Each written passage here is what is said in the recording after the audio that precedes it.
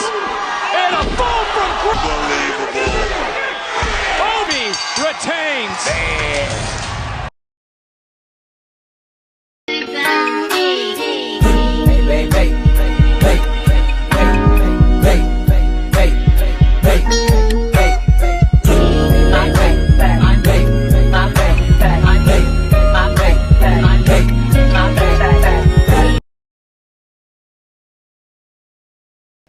Hey, what's going on YouTube land? This your boy TJ and welcome to my YouTube channel, Wrestling Nostalgia, where I give my reviews on WWE shows and PLE events. And today, we are going to be reviewing NXT July 16th, 2024. But before I get into my review, just go ahead and give that thumbs up, a like. It helps push my video through the algorithm. And without further ado, let's go ahead and get into my review.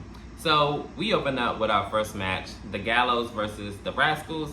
So we start off with the Rascals, them, locking up and filling each other out, doing, the chain wrestling thing. And it kind of goes back and forth. But in the beginning, the Rascals had firm control of the Gallows in the beginning. And then it kind of went back and forth up until everybody kind of did their big moves and knocked each other out. And then for some reason, Joe Hendry came out.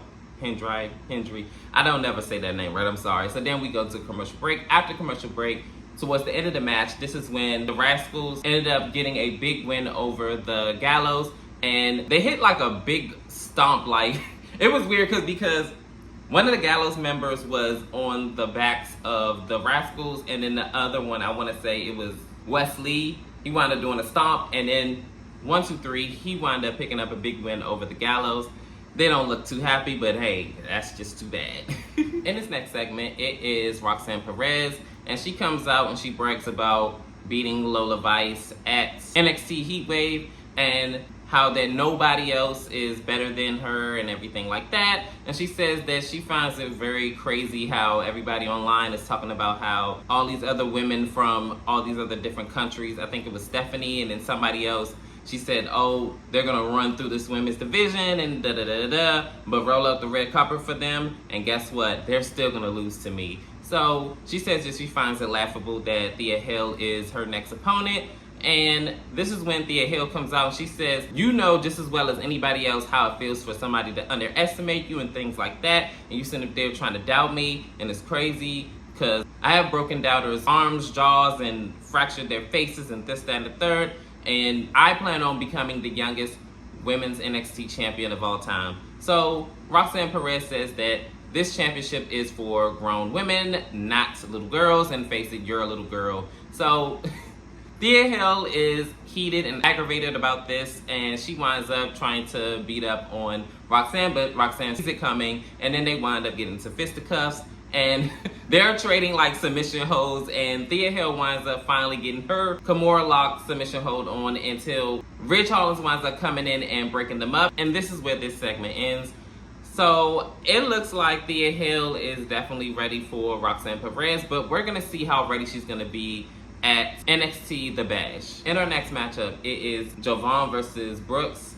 This match starts off already hectic, where Jovan already is coming out swinging, and then they're like going back and forth. And then this is when Jovan kind of gets the best of Brooks, and then he winds up sending them outside of the ring. Jovan does a springboard moonsault, which was like gnarly. I loved it. It kind of goes back and forth up into the commercial break. After the commercial break, this is when they're still fighting back and forth. And then for whatever reason, Shawn Spears is out here.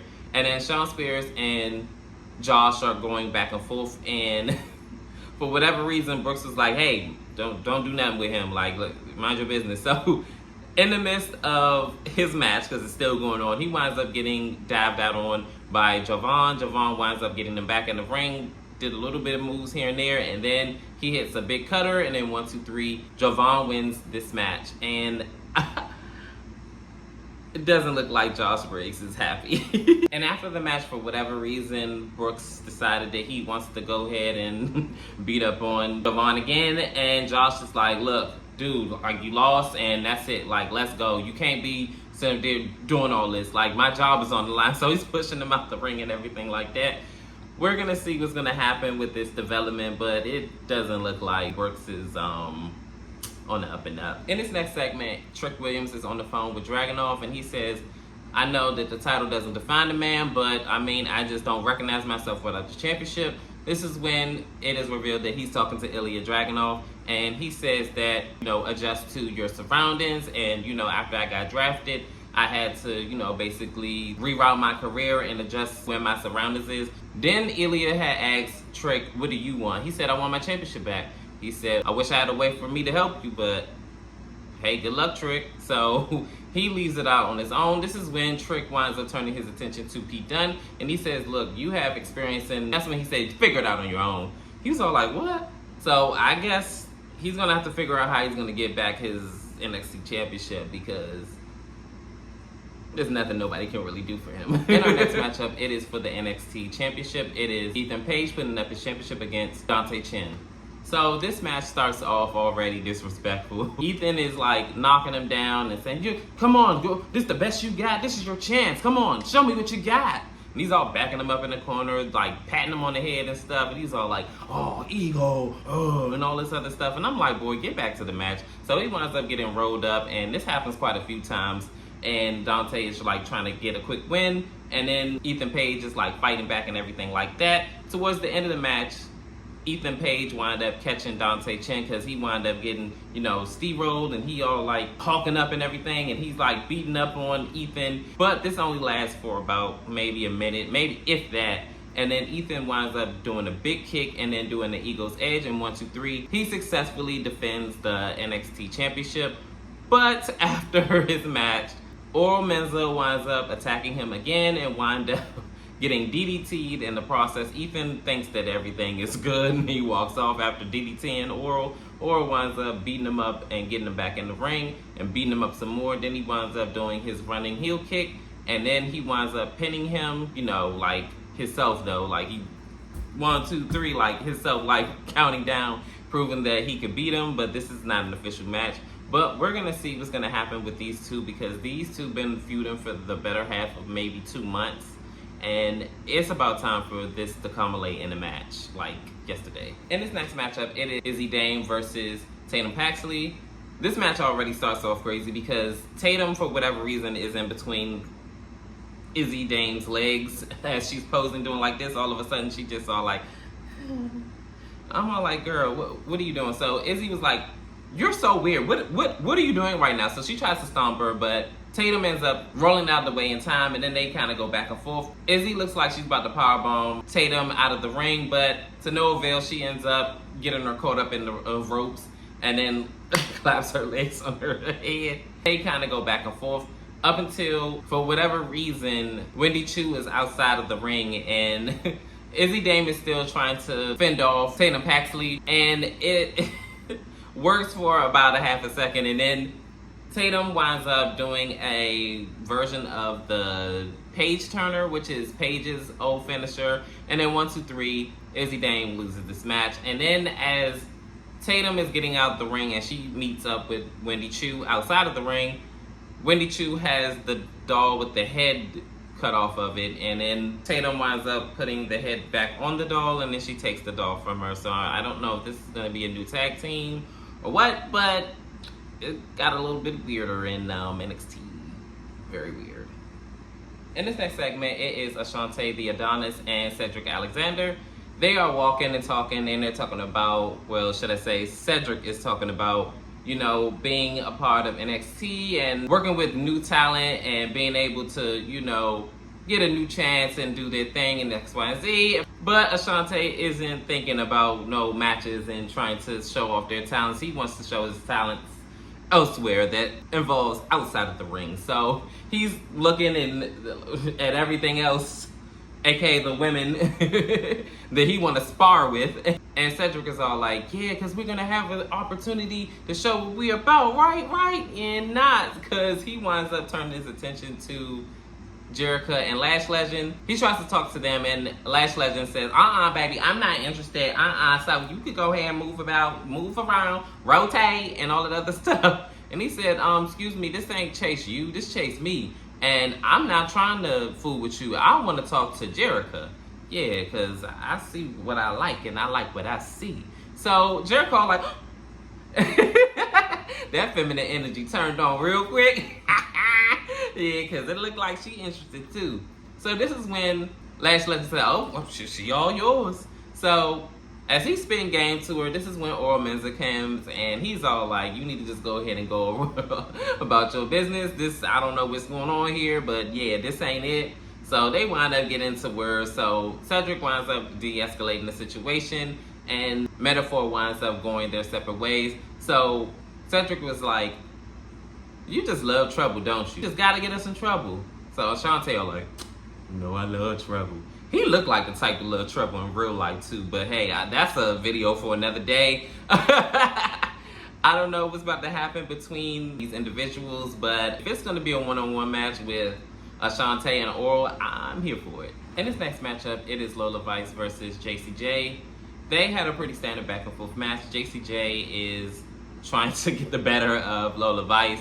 She winds up getting her down on the ground. She was like, oh, come on, like, you know, basically mocking her. So then Lola Vice winds up getting the best of JCJ, and then she winds up doing the same thing to her, and she's like, I'm a Latina! And then she wound up doing the running hip thrust, and then from there, JCJ wound up getting the better of Lola Vice, and she winds up grinding her and, you know, working on the already injured hand. And she winds up working on it for about 2-3 minutes or whatever. Then Lola Vice winds up fighting up, and then she winds up hitting her, you know, little backhand fist thing in a 1-2-3. She wins this match.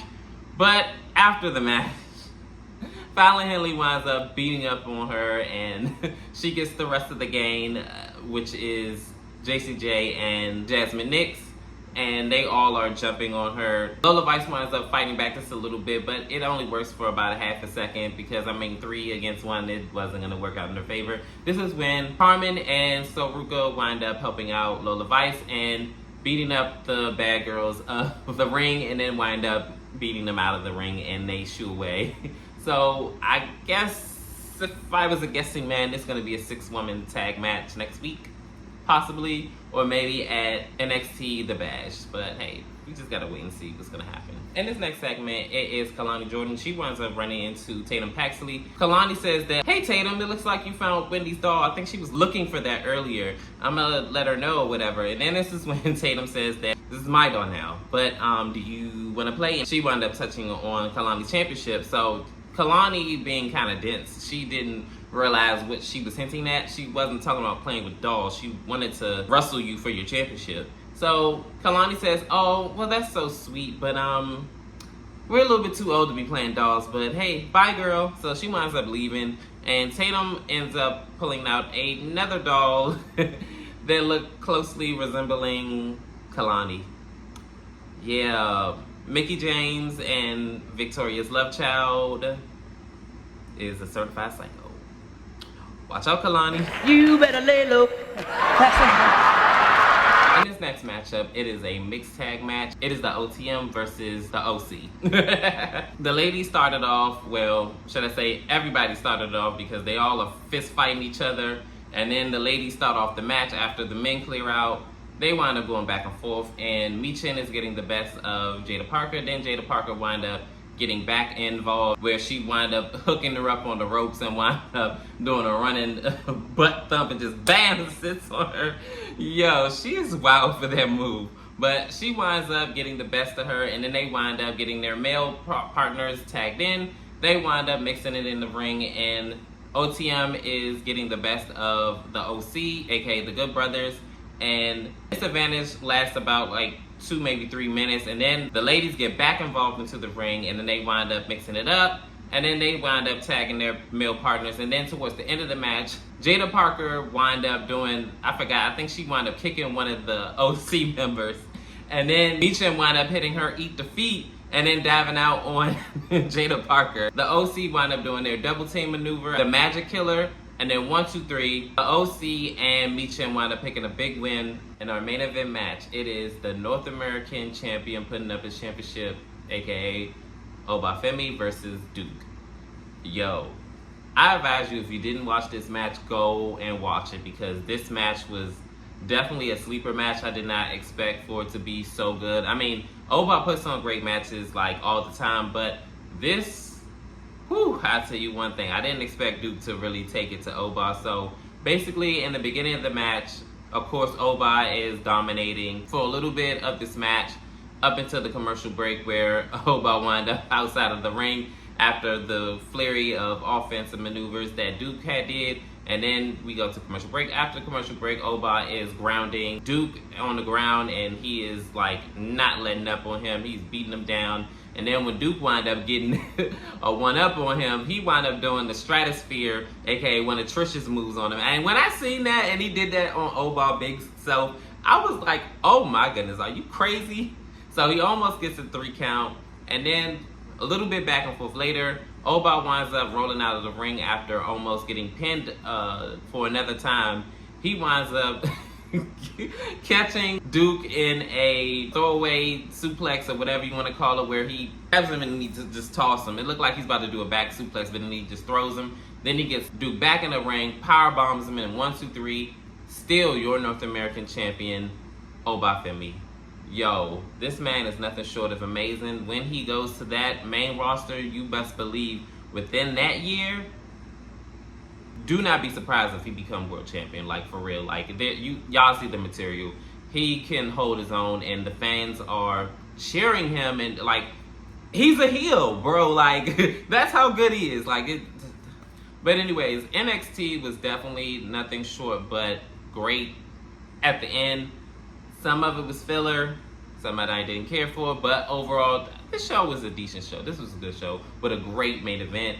Anyways, comment down below. How did you feel about the show? Did you like it? Did you love it? Did you hate it? Could have been better? As always, leave it in the comments, and I appreciate everyone that support and watch my channel and everything like that. Continue to support, please, please, please. And thank you, and as always, peace. TJ, I'm out.